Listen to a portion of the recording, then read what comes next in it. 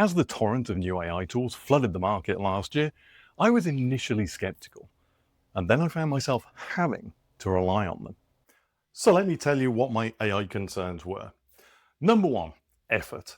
I had a job that was very demanding. I was extremely busy. I was somewhat behind, if I was really honest, because I was still trying to catch up and on board. I'd been there for about a year.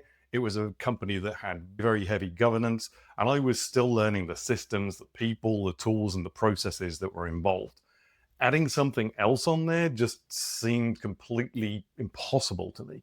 So the first thing that really ruled it out for me was just I didn't have time. Next up was security. I could have looked into this. I probably should have looked into this more. But I was so scared of putting something into a general LLM that anybody could get hold of that was either personal or professional, that it just scared me too much to really start putting anything in there. Next up is longevity. I've been in technology for over 30 years, and I've seen a lot of things come and go. I wasn't too sure what was going to happen with AI. In the 90s, we saw the tech bubbles happening around the internet, and now we're starting to see these tech bubbles start again with some of these AI companies where they're being given huge valuations and still haven't turned a profit. I just looked at it and thought, is the return on investment enough? I don't have the time. Can I really put it into something that I'm not even sure is going to be around? And then the final one is expectations. I'd heard what it could do for you, like record a meeting and summarize it for you, make reports, make a spreadsheet. But again, it all went down into the effort because I had played with some of these tools, and it was obvious to me almost immediately that they weren't exactly ready for market. And so some effort was going to have to be put in to understand exactly how to do the prompts so you got an output that you were happy with. So how did I go from being such a skeptic to having to rely on these tools? Let me take you on a little journey. This all began with a holiday. My wife and I were going to drive across Canada with our dog, spend some time with her family in Prince Edward Island. I was going to fly to England, spend a little bit of time there, and then we were going to drive back again. So we booked the time off with our jobs, we drove across the country, and we got to the place that we were staying at. All good, fantastic journey. Then I set everything up, and after a couple of days, it was time to get back to work again. I started work, and within 2 hours, I was let go. Now, this happens a lot at the moment in tech, and I'm sure that there's a lot of you watching this who can relate to this, and perhaps this has happened to you, in which case I'm very sorry because it's a terrible thing to happen. However, I was pretty lucky. I was on a holiday already. I was given a few months severance, and so I decided to just kick back. I thought, why bother chasing new jobs when I'm on holiday, I'm miles away from my home, and let's face it, I was pretty burnt out. It was great. We had a fantastic holiday, we enjoyed seeing family, a great time had by all. Then we drove back across the country again, and then reality hit. I needed a job. So here we were, back at home, and reality strikes. I need a job. But what kind of job? I wanted to go back to video games. It's where I'd started my career, and it was where I'd had the most fun. So I started targeting the local video games companies, and I live in Vancouver, so there's an awful lot of them. So I started tailoring resumes, contacting recruiters, following up with recruiters, all the things you're supposed to do. As I'm doing this, I realized that as rejections were coming in, doing this 8 hours a day is very draining. And also it starts to take all of your faith away that you're actually going to get a job. So rather than sitting there for 8 hours a day, slaving away at making resumes and applying for jobs, I started playing around with AI tools. After all, it was time that I said was the major reason that I hadn't looked into them, and now I had nothing but time. This was interesting to me though, because what I was finding was that I was being a creator instead of a manager, and that really intrigued me. Then I got a phone call from an ex-colleague. Hey, are you still looking for work? Actually, yes, I am. I've got a position just for you. Fantastic. This is going to be great. So I applied, went through the interviews, and got an offer. But something funny happened. As I was going through that process, I realized I was becoming full of dread at the idea of going back into a job that was almost exactly the same as the job that I'd had beforehand. I just couldn't do it to myself. But the rejection letters were coming in thick and fast, almost as fast as I was actually applying. So what should I do? The severance was gone, we needed money, and things are starting to get tight. So a thought occurred to me.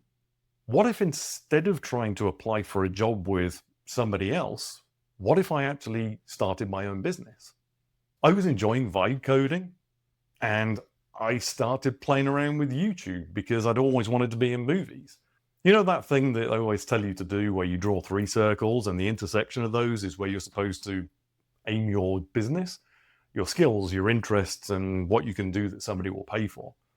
It all started coming together, but there was a question I had to answer before I could think about moving forwards. Could I really bet on myself? The thing was, I had a dirty little secret. I had no faith in myself. In fact, if I'm honest, I pretty much hated myself. Now, there was no particular reason for this. Objectively, I had a great life. So what was going on? In order to understand this better, we need to go back up to the white. It's a simple 4-step process. Step number 1, I had no stated values. What that means is I had no values around my behavior. And what that leads to is a situation where you can never really tell what your behavior is going to be. You are driven by environment, by events, by thoughts, by emotions and feelings. So that's step number 1. Then step number 2, add into that negotiable standards. Now, standards I look at as being the things that you have for your own self-respect. So cleaning your teeth every day, or my standard is that I don't finish work until I've finished all my work. I was always negotiating with myself, and that was the second part, because if you have no standards, or they're always negotiable and you can't stand by them, then that really erodes your self-respect. And then the third one, unpredictable productivity. What do I mean by that? If you have something that has a hard deadline, do you get it done straight away? Do you hang on? Do you procrastinate? Can you tell whether you're actually going to get what needs to be done when it needs to be done? What will happen is over time, your trust, your respect, and your confidence will start to erode because you can't tell how you're going to act in any given situation, and you don't really respect yourself, and you don't really get much done. So, do I have faith in myself? If I've got no trust, respect, or confidence for myself, then no, I probably don't have any faith in myself. And if you don't have any faith in yourself, then what can you have faith in? And that leads to hopelessness. And beliefs, what do I believe? I probably believe a lot of bad things about myself if I have no trust, respect, or confidence, right? And finally, what that leads to is an identity. Now, whether you know that this identity exists or not is irrelevant. You've carefully crafted it over days, weeks, months, until you've got to a point where this is who you are, regardless of whether you realize that, agree with it, this is who you are. And this is where the real trouble comes in, because if you have a different picture as to who you are in your head, then what that leads to is something called cognitive dissonance. You have a picture over here of who you are, and then over here you have who you really are and all of the different things that you can see about your behavior. So that's where we ended up. An identity that was built on having no faith in myself and all of my behaviors being driven by environment, emotion, and feelings. So how could I start a new business when I had no faith in myself? Happily, I've actually finished my transition. The apps that I created with Base 44 helped, but I've been on this journey for a while. And that's when it clicked. Why don't I make a business around this? I enjoy doing the vibe coding, the app seems to help me, and I'm sure that I could help a lot of other people with it as well. So let's take a step back.